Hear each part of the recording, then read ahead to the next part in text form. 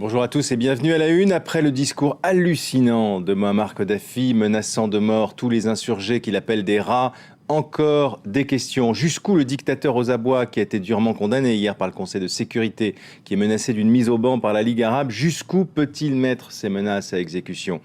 Est-ce là, comme on l'a vu en Tunisie ou en Égypte, la dernière tentative d'un tyran coupé des réalités, promise au même accueil? Enfin, si Kadhafi n'est peut-être qu'un chef en sursis, qui peut encore arrêter sa main criminelle? Voici quelques-unes des questions que nous allons évoquer ce matin avec Lazare Belac. Bonjour. Vous êtes le rédacteur en chef adjoint de Maghreb Confidentiel. C'est un discours hier effrayant, vraiment effrayant. Mais en même temps, est-ce qu'on découvre vraiment la folie de Kadhafi ?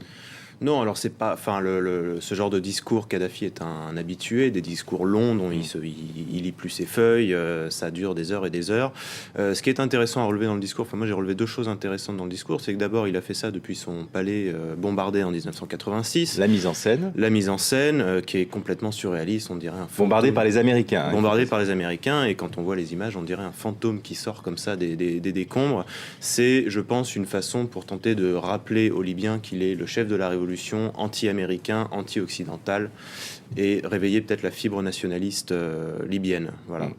Expliquez un peu cette rhétorique particulière de Kadhafi qui s'imagine que la Libye est au pinacle du monde, qu'elle va diriger l'Afrique et l'Amérique du Sud. Ça signifie quoi, ça ? Ça signifie pas grand-chose dans la mesure où c'est son discours révolutionnaire. Bon, lui, c'est quelqu'un qui a toujours été dans des combats comme ça pour lui-même, pour son propre pouvoir. Et il s'est toujours, quand il était au banc des nations, il s'imaginait chef du Maghreb uni. Ensuite, il s'est imaginé chef de l'Afrique. Bon, là, les Libyens gobent ça ? Non, plus du tout, plus maintenant. Les Libyens veulent être Libyens, les Libyens veulent pas être... les Libyens demandent du développement et de la démocratie chez eux, et je pense qu'ils en peuvent plus de voir le même bonhomme depuis 42 ans leur servir la même soupe. Alors pourquoi aujourd'hui, si ça a duré 42 ans, qu'est-ce qui se passe aujourd'hui? C'est un simple effet d'imitation à la suite de ce qui s'est passé en Tunisie et en Égypte? Alors oui et non, c'est-à-dire que les Libyens sont très influencés et très sensibles à ce qui se passe chez les voisins tunisiens et égyptiens, qui sont des voisins très prestigieux à leurs yeux.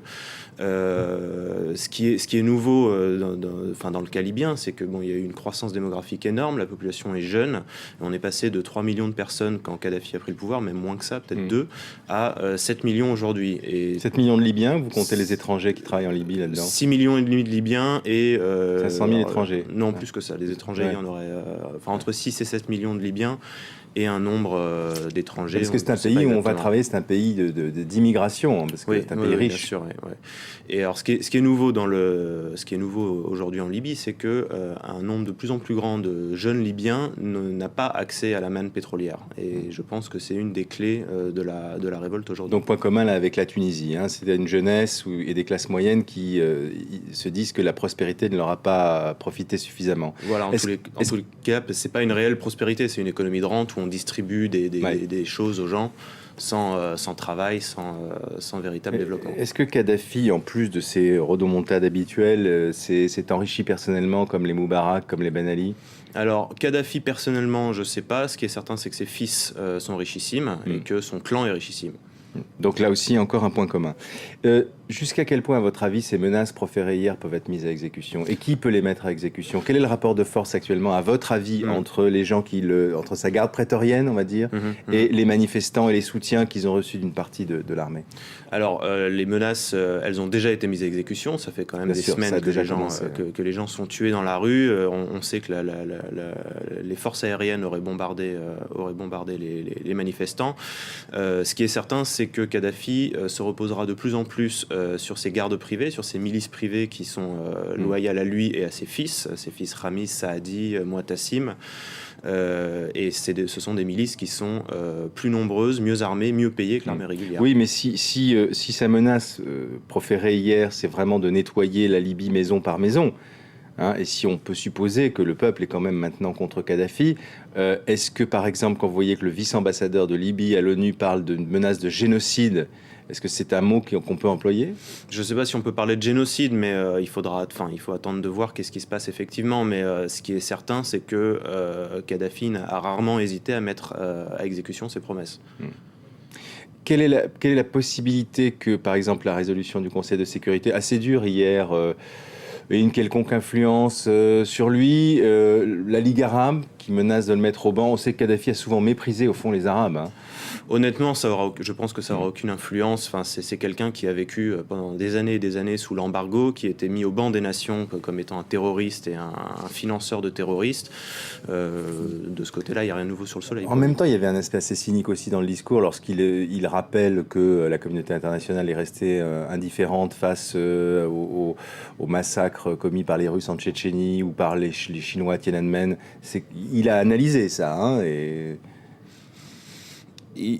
Je ne sais pas exactement qu'est-ce qu'il pense lui mais je pense que les menaces de la communauté internationale, à moins d'une intervention armée, pour lui, elles n'auront aucun effet, ça c'est certain.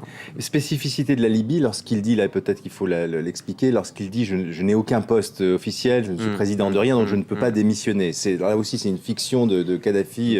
Bon, ça c'est de la rhétorique totale. Ce qui est plus intéressant en revanche dans le discours, c'est qu'il a beaucoup parlé des tribus. Il a dit à certaines tribus, donc aux Zouaï, aux Urfela, aux Obeidat, mais tous ces combats qu'on a menés ensemble, vous ne pouvez pas les oublier, vous ne pouvez pas m'abandonner en race campagne. Hein. Enfin, grosso modo, c'était le sens du discours. Donc il essaye de retisser un peu le lien tribal qui lui a permis de rester 42 ans en Libye. Et c'est également ça qui est en train de se déliter aujourd'hui. Mais les tribus l'abandonnent pourquoi? Parce qu'elles aussi, elles se sentent un peu laissées pour compte? Alors il y a les tribus de l'Est qui historiquement ont toujours été mises de côté et laissées pour compte par Kadhafi. Donc la ville de Benghazi, elle est historiquement révolutionnaire et en révolte parce que elle n'a jamais bénéficié de la manne pétrolière. Parce que c'est une tribu différente qui n'a jamais vraiment fait allégeance au Kadhafi-Dam, qui est la tribu de Kadhafi. Et voilà ce qu'on peut dire, je pense, sur les tribus libyennes. Vous pensez que les jours de Kadhafi sont comptés? Écoutez, c'est dur de dire, c'est quelqu'un qui a toujours, même quand on pensait cette fois-ci il est fou, il est allé trop loin, il a pété les plombs, il a toujours réussi à se maintenir au pouvoir, même après des bombardements américains, même après un embargo, etc. Dernière chose, puisque vous occupez tout le Maghreb, comment est-ce que vous expliquez le calme relatif, hein, pour l'instant, il faut rester prudent, mais dans les pays comme le Maroc et l'Algérie, où il y a eu des manifestations, mais c'est resté quand même... Alors, en Algérie, les manifestations ont été de faible ampleur parce que le pouvoir politique a mis Alger sous cloche, c'est-à-dire que les trains étaient coupés, les bus n'accédaient plus à Alger, donc pour les manifestants qui voulaient se rendre dans le centre-ville, c'était tout simplement impossible.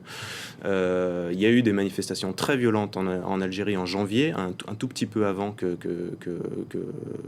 un tout petit peu avant la Tunisie, par exemple, sur des histoires de prix des denrées alimentaires.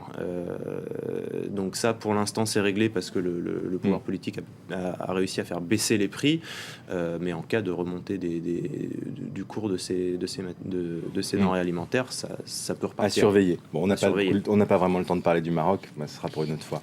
Merci beaucoup, Lazare, d'avoir été avec nous. Lazare Belag, rédacteur en chef de Maghreb Confidentiel. Passez une bonne journée sur France 24. Restez plus que jamais avec nous pour suivre les derniers développements de l'actualité.